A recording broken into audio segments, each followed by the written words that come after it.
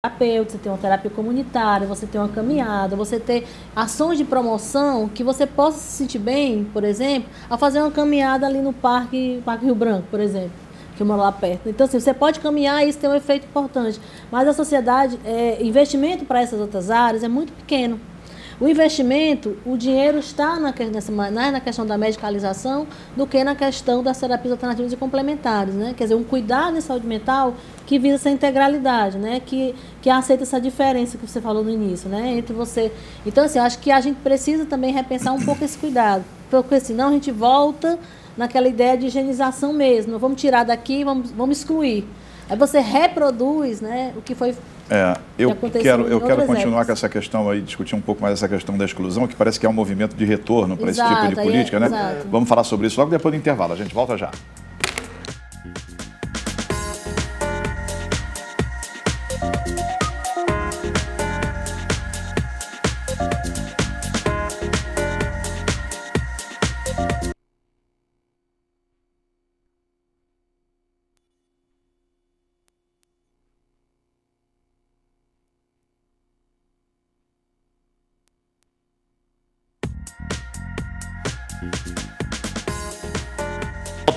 Estamos de volta com um grande debate hoje, conversando sobre loucura.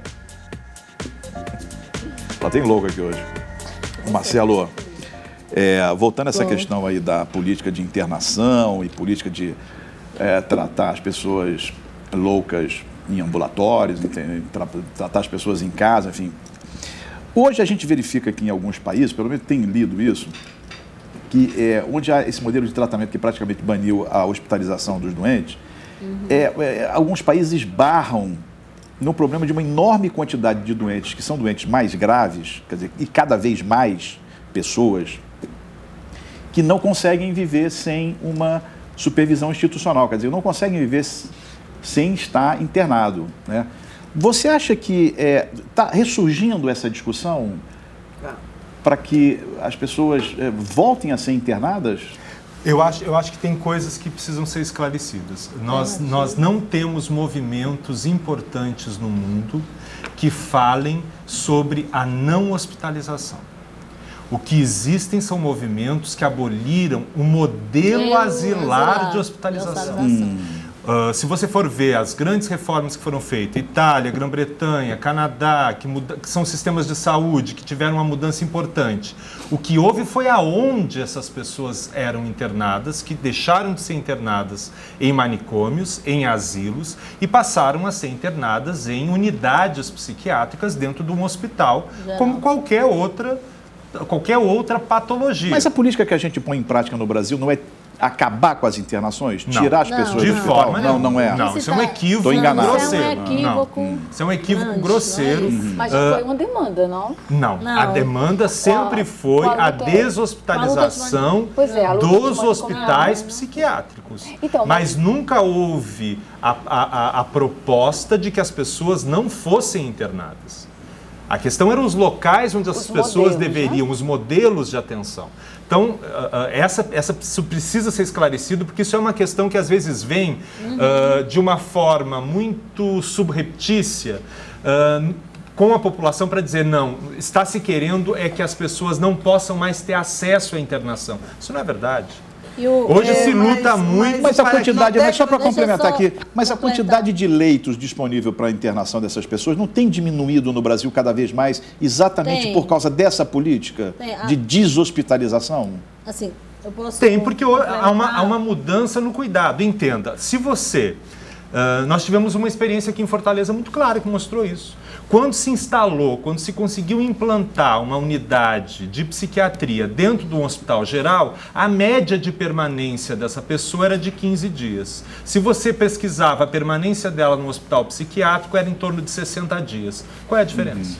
E aí, A diferença é o tipo de cuidado que você dá. Numa unidade no hospital geral, você dá um cuidado intensivo, diário para essa pessoa. Às vezes você vai num hospital tipo asilar e essas pessoas são vistas mensalmente. Ficam lá jogadas, né? E o que é o movimento da reforma, só em relação para não esclarecer. Além disso, o movimento da reforma psiquiátrica que existe no Brasil desde 87, o movimento começou em Bauru e a gente está hoje já bem avançado no processo, não é que você não possa em alguma situação, a pessoa passar por um processo de internação. Nós não estamos negando que a pessoa não possa passar por uma internação, por um cuidado mais intensivo. Mas esse cuidado não precisa ser... Nós temos tecnologia hoje na saúde que você pode dar conta disso dentro de um hospital geral, onde você tem muito mais cuidado. Você tem... Se você tiver... Você não é só uma questão... Você não está só com problema, digamos, de transtorno mental. Você pode ter outras clínicas. Que um hospital psiquiátrico não está.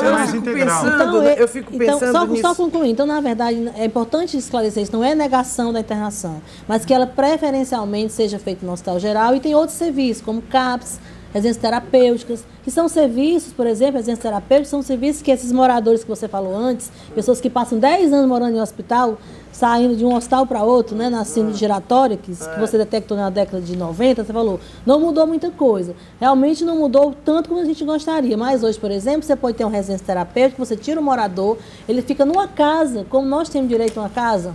As pessoas têm direito de não morar nos hospitais psiquiátricos. Isso é a grande diferença. São as alternativas que mas elas precisam de supervisão. Eu lembro muito bem que eu estava conversando com o Marcelo, entendeu? Da grande onda que foi na década de 70, na década de 80, a antipsiquiatria.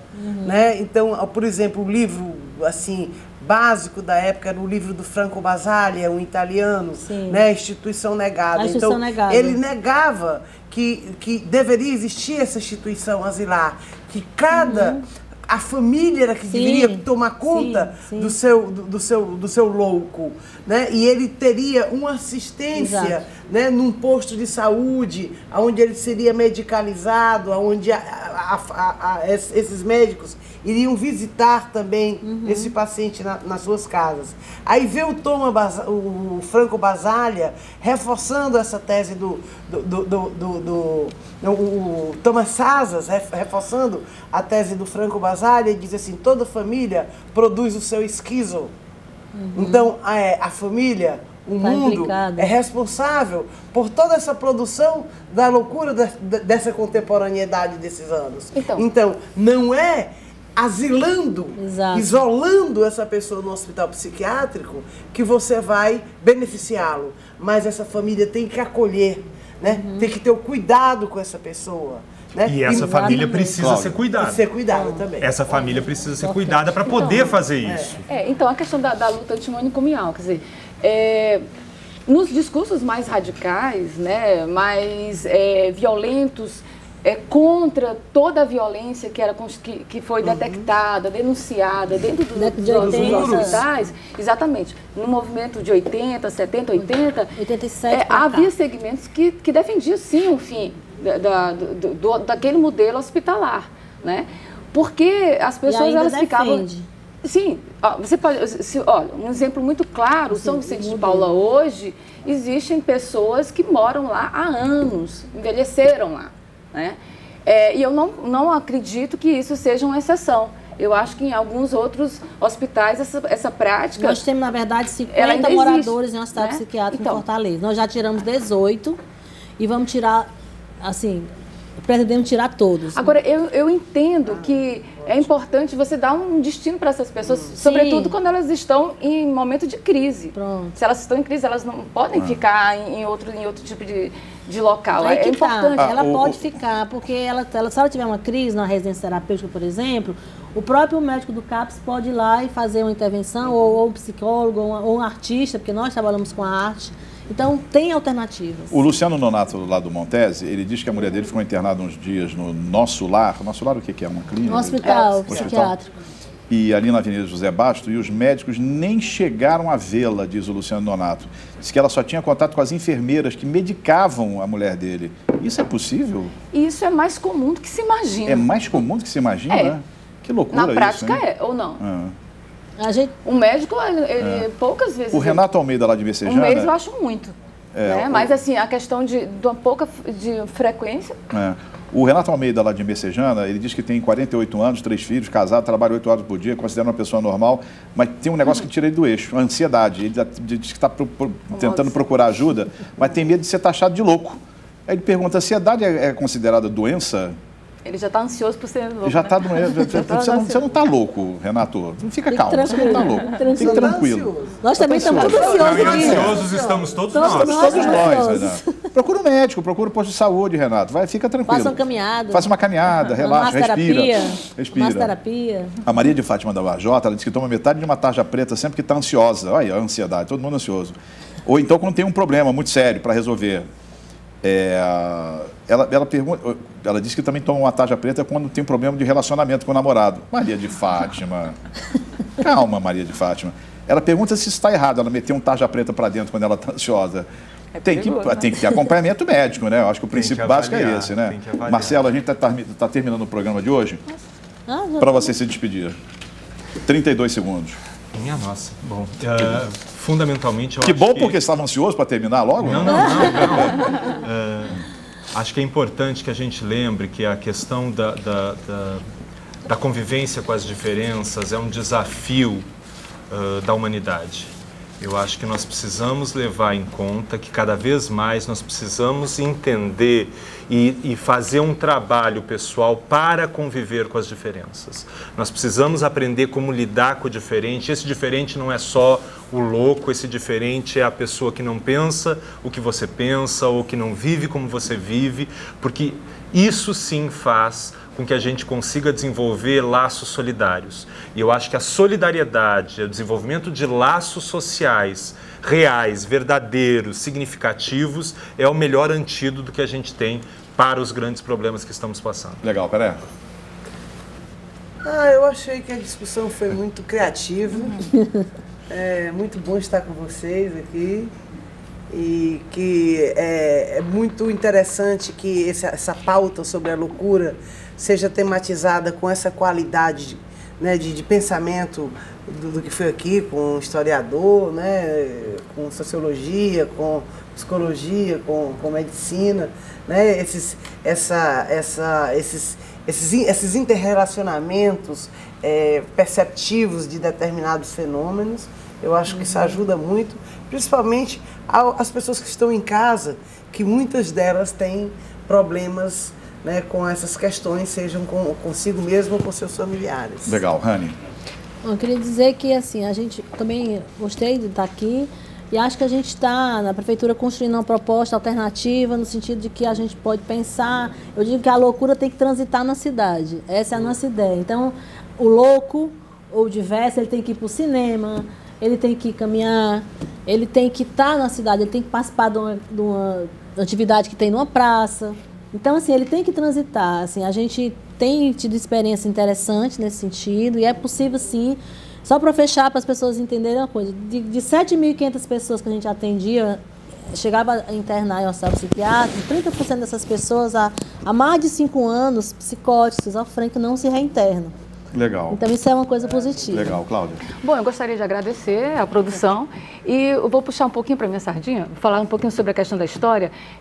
Durante muito tempo a gente fez uma historiografia com base nos grandes homens, nos grandes fatos e tal. Então é necessário que se coloque o louco, a louca, o homem, a mulher loucos dentro de uma abordagem histórica para que eles saiam do ostracismo social historiográfico e sejam tratados como cidadãos. Nesse sentido, se ainda tiver um tempinho, eu gostaria de fazer um apelo, né, ao governo do Estado, da Prefeitura, com as suas secretarias de cultura, que tomem mais cuidado com a documentação que existe sobre o hospital que está na Santa Casa de Misericórdia. Essa é uma outra questão que a gente não falou sobre a documentação, mas se essa documentação não for preservada, a memória dessas pessoas também elas vão por água abaixo. Né? Então, fazer cidadania também passa pela questão da preservação de memória. Então, nesse sentido, eu acho que é importante. Uma pergunta de última hora do Carlos Mato, lá do Henrique Jorge, para o Marcelo. Marcelo, em 2 palavras, o maior problema da saúde mental é preconceito ou falta de investimento? Os dois. Os dois. Até amanhã. Tchau. Fui. Aí eu vou...